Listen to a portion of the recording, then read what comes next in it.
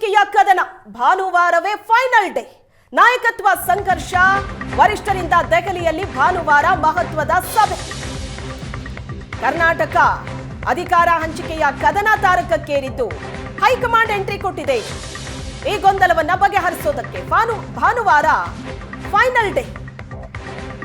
ಸೋನಿಯಾ ಗಾಂಧಿ ನೇತೃತ್ವದಲ್ಲೇ ಸಭೆ ಮಾಡೋದಕ್ಕೆ ವರಿಷ್ಠರು ತೀರ್ಮಾನ ಮಾಡಿದ್ದಾರೆ. ಇವತ್ತು ವಿದೇಶದಿಂದ ಸೋನಿಯಾ ಗಾಂಧಿ ದೆಹಲಿಗೆ ವಾಪಸ್ ಆಗ್ತಾ ಇದ್ದಾರೆ. ಇವತ್ತು ರಾತ್ರಿ ಹೊತ್ತಿಗೆ ದೆಹಲಿಯನ್ನ ತಲುಪ್ತಾರೆ.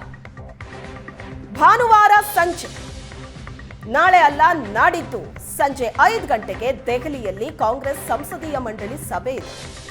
ಕರ್ನಾಟಕಕ್ಕೆ ಸಂಬಂಧಿಸಿದ ಚರ್ಚೆ ಭಾನುವಾರ ಸಂಜೆ 7 ಗಂಟೆಗೆ ನಿಗದಿಯಾಗಿದೆ.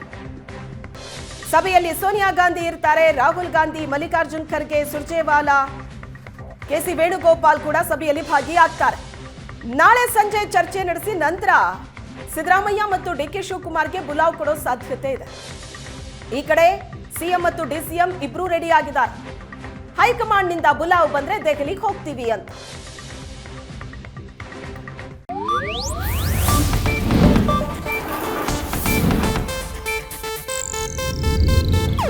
ಇದು ಏಷ್ಯಾನೆಟ್ ನ್ಯೂಸ್ ನೆಟ್ವರ್ಕ್ ಪ್ರಸ್ತುತಿ.